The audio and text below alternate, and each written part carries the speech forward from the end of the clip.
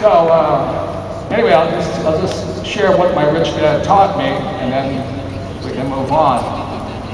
Fundamentally, because we have no financial education in our school system, and for those of you who don't know what 1031, that's another word of saying tax deferred. One of the reasons the rich get richer is we don't pay taxes legally. If you're an employee, you will pay more than your fair share. So to me, I pay millions of dollars in taxes, but it's small in comparison to, in relative percentage-wise, being my workers' pay.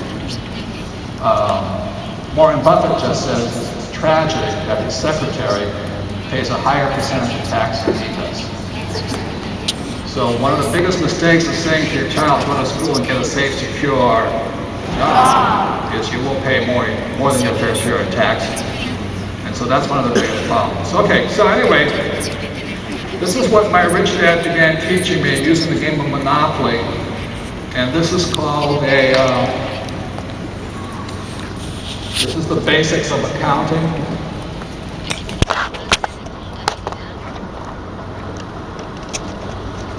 So, income, expense, asset, liability. This is called an income statement. It's also called a balance sheet, also called a P&L. Now, I took accounting after I got out of the Marine Corps, and immediately fell asleep, so I never completed my accounting degree. So I just know this much, okay? This is the big difference. Is that the reason so many people are in financial trouble in America and in the world today is they don't know the difference between a liability and an asset. The biggest mistake people make is they say, my house is an asset. It has nothing. If you understand finance and accounting, your house can be an asset or a liability. There's three reporting items. I was just 8, 9 years old learning this stuff. There's 1, 2, and the third item is this thing called a statement of cash flow. And that is the most important statement. So very simply, my rich dad said, assets are things that put money in your pocket. So this is the cash flow statement of an asset. Whether you work or not, it puts money in your pocket. The definition of a liability is a liability that takes something from your pocket. It's not the house. So for example, I could have a house that I'm renting out, and it's an asset. Every month money's coming in, and after paying all my expenses, let's say I make $100. Yeah, it's an asset. Now if the house goes unrented, it immediately slides over to the liability column. And then it goes as a liability. So it has nothing to do with assets or liability. It has to do with where the cash is flowing. Everybody clear on that? Okay, assets put money in your pocket, and liabilities what? Take capital. Don't have to go to college to know that. But our college professors don't teach this. It's that simple.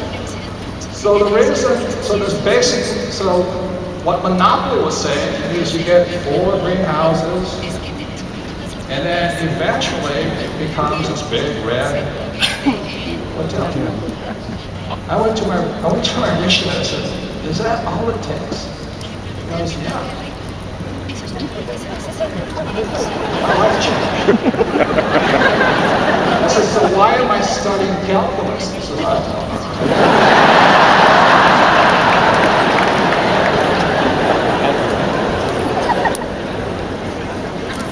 And that's what changed my life. So my rich dad actually took me out, and he took me to see, they weren't greenhouses, they were kind of dismal. You know, they were kind of low-income housing in Hawaii.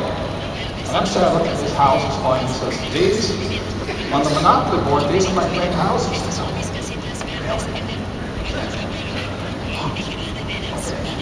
So I go home to my poor dad, the school teacher, and says, hey, guess what? Rich dad just sold me these houses. He says, you're a rich dad's a slumlord.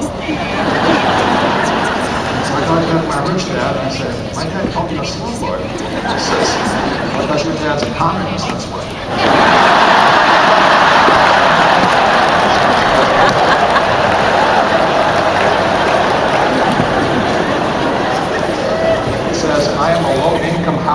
provider of the textbooks.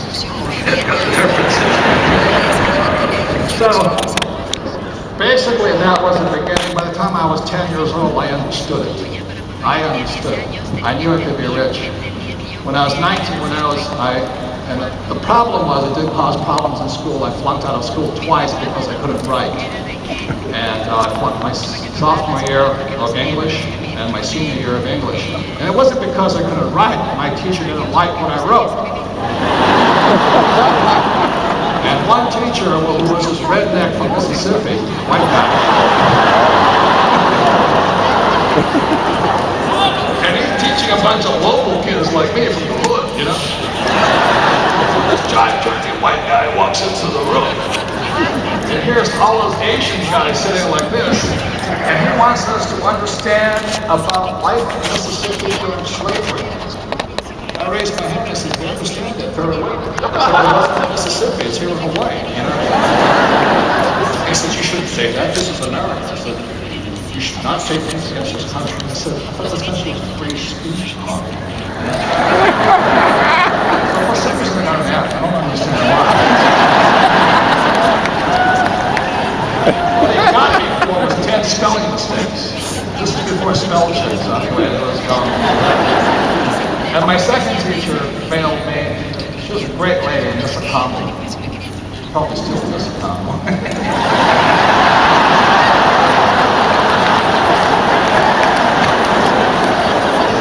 God was over cool. She's over there, and she was this nice little. She was only a few years older than I was. I'm about 18, and she's probably, 24, you know? So we're kind of checking her out, but even the guys were checking her out, you know? So she's over there teaching us, and she really loved this book, Silas Marner. She says, "Isn't this a lovely book?" So I wrote a book report calling that this was part of the socialist, liberal, educational establishment putting down capitalists. For those who haven't read Silas Marner, it's about a radio